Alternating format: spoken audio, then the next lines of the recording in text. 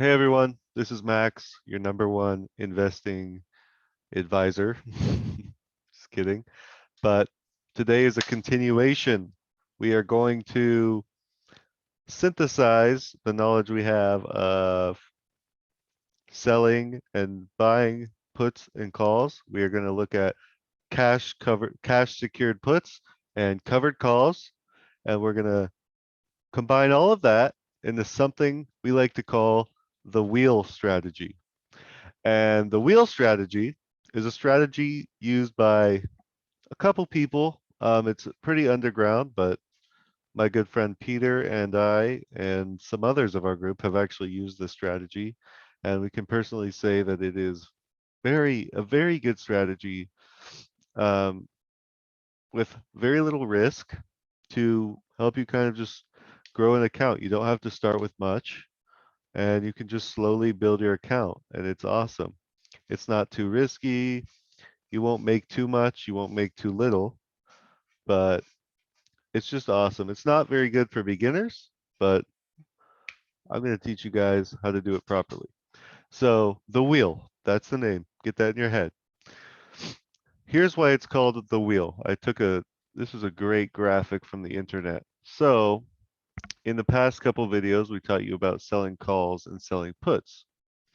So, to begin a wheel, you want to first choose a stock. You have to do a ton of research. Hopefully, Peter has educated you on how to choose a stock, how to choose what you want to play. If not, just look for his face and click on that video. Make sure to watch that. You're going to find the stock that you like, a stock that you would like to own no matter what. If the stock goes down, you think it'll continue to go up. So a stock that you're bullish on for the next 10, 20 years, right? To start, you want to figure out how to get some shares of this stock. But as I've taught you, you don't want to just buy shares.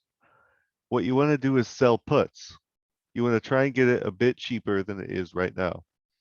So I pulled up GameStop 2 years ago before the crazy GameStop GameStop short squeeze. And as you can see, it wasn't doing very good. It was trading kind of flat. So if I saw GameStop here at $5 and I was like, you know what, this is a good value. I want to buy this stock. Instead of just buying it for $5, what I should do is sell a cash covered put for $4.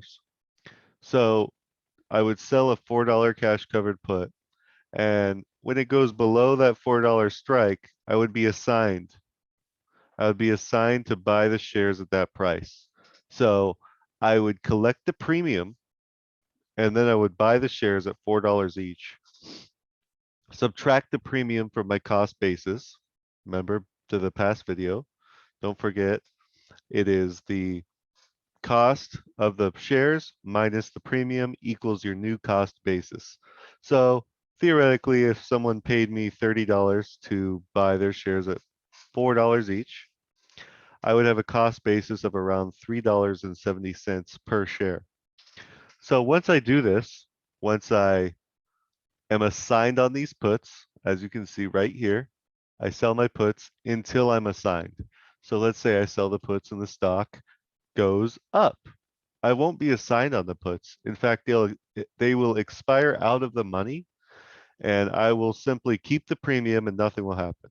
So after that happens, I'll sell more puts until I finally get assigned.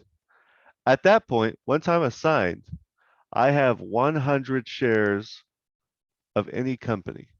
So in this case, it's GameStop. Once I'm assigned on the put, I buy my shares for $4, right?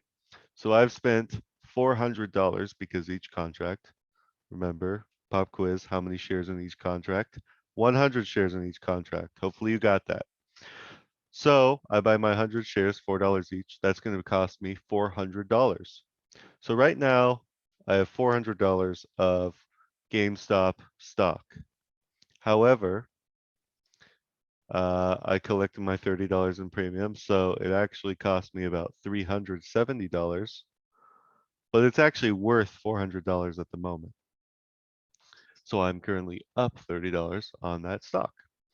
Now that I own my 100 shares, you move on to the second phase of the wheel. You start selling calls against that stock. So you own your stock here. You own it at $4. Maybe I sell a $6 call. So I sell someone a uh, a call at a $6 strike, and I collect my premium. Excuse me. I collect my premium. I sell a $6 call at the $6 strike. The stock hovers around $4, $5, and let's say it expires here. It never crossed $6 at this moment of expiration, so I keep the premium.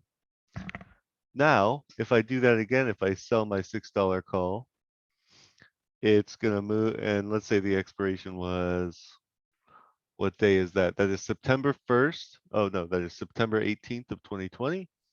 I sell my $6 call, and GameStop happens to go up a lot. In fact, it hits $8. Now I have to sell my 100 shares at the $6 I agreed to, even though it's at $8. So I missed out on some profit there, but I still made $200 because I paid 400. I sold them for 600. $200 plus the premium I was paid to write the options contract for the call that I sold. So I sold someone the call. I gave them the right to buy my shares at $600. I'm sorry, at $6 a share. And it happens. They buy it at $6 a share. I have to sell it. I give my 600, and let's say the contract was $50 in premium. So I would collect $650. And just based on that method, I turned $370 into $650. And you might ask yourself, how do you lose money on this strategy? Well, the way you can lose money is to first get assigned on the put, and then the stock continues to go down, because then you just own shares and you're selling calls, but the stock is going down faster than the rate of the premium you're collecting from your calls. So at the end of this cycle, if the stock goes up too high, you're forced to sell your 100 shares. So you're left with 0 shares. Now that's called getting called away. No pun intended. Actually, pun completely intended, because that's why it's called a call. You are selling someone the right to call your shares away. And that's exactly what happens when their strike price is met. In this case, it was $6. So when the stock went above $6, they called your stocks away, because that was the deal that you signed when you sold the option. Then at that point, you have no open position. You made your money, you're happy. So what you do is you restart. You want to know why you restart? You restart because you have faith in the company that you're wheeling on. That is so key. I cannot say it. I cannot stress this enough. You have to have faith in the company that you do the wheel on, because this company you're going to own a lot of, and you're going to reinvest your profit into this company. And the last thing you want is for the company to just keep going down and down. But if you have faith in a company and you buy your shares and it keeps going down, but you know that it will go up because you have faith, then there shouldn't be an issue. You'll sell your calls, you will just hold and hold and hold, and hopefully you were right. So just make sure to do your research very thoroughly. We recommend investing in companies that have good balance sheets, all that. You're going to learn that later. Click on Peter's face, click on Peter's video. Make sure to check that out. But with stocks that you love, the wheel strategy is a very good low risk method of kind of just churning the options, churning the stock, following its movements. Very low risk. Um, there's a pretty good amount of money that you can make on this. Nothing crazy, but it's just steady, it's stable, it's reliable. And you're not going to be stressed out while doing this, because oftentimes with people who just straight up buy options contracts, instead of selling like I just explained. The people who buy them, they have to wake up exactly when the market opens. They have to be checking their stocks constantly to make sure they didn't, lose they didn't lose the bag, and they have to be stressed out all the time. It's very taxing on your mental health, very taxing on your cardiovascular health because your heart rate's up when the stock goes against you. But in this strategy, you kind of can just sit back. You can go on vacation. You can be sitting, in an armchair. You can be on the beach, and your money's just working for you because you have faith and you know that this will work. And you're selling the options. There's only a limited risk because everything is covered. Everything has collateral. For example, when you sell the puts, the collateral is the amount of money that you have. Um, the amount of money at the strike price. So let's say it was $4 a share. The collateral is $400. You cannot lose any more than $400, but that is worst case scenario. So that's if GameStop goes to zero, you lose 400. So that very, very rarely happens. Also on the call side, you actually own the shares. So very limited risk there. You're not going to lose more than you have. And oftentimes when you lose this trade, you're not actually losing money. You're just missing out on profit that you could have had. Because imagine, let me go quickly back to GameStop here. Imagine if you were here, you're saying, okay, this stock right here, I'd be happy if GameStop went from 4 to around $5. That's a lot. That's a 20% gain.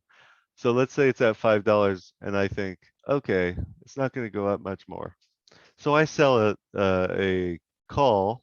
I sell a call with my 100 shares that I own as collateral, an $8 call. Let's say I sell an $8 call expiring in a year. I'm fine and dandy until, oh, it goes way above 8. I'm like, shoot, man. Now I have to sell it for $8 no matter what. So I'm still profiting. I'm making money because I'm selling it for a lot more than I bought. But then when I see GameStop go to over $400 a share, when the short squeeze happens, and some some guy who I sold the option to executes it and buys my shares for $8 each, and now the stock's at 400, I am gonna be freaking angry. So lots of times when you lose the trade, it's not losing money, it's more of losing potential gains, even though you still make a little bit of money. Um, so yeah, as I said, do this in stocks that just kind of slowly climb up. Stocks that don't make huge moves, like off the top of my head, I'd say Tesla, Lockheed, GameStop, AMC, stuff like that. Just do this with, slightly bullish Warren Buffett stocks like McDonald's. And that way you can just make steady income. You could be lying on the beach drinking a mimosa while your options are printing, which the word printing is just a slang word for, um, well, basically money is printing for you out of thin air, but that's not actually how it works. But what I mean is your options are going to be making you money passively. And you can have peace of mind because you're not going to lose much money with this technique. In fact, you will make money if you choose the right stock. Mark my words. So that's the wheel. It's a genius strategy. Very not very risky. I very much recommend it. My team recommends it, and not very beginner friendly, but this is a genius strategy. So, guys, thank you for watching. I hope you understand what the wheel is. If you have any more questions, you can get in contact with me or anyone on my team, and we will happily teach you more about the wheel or anything for that matter. And just thank you for watching, guys. Peace out. Make sure to enjoy the next video. Bye-bye.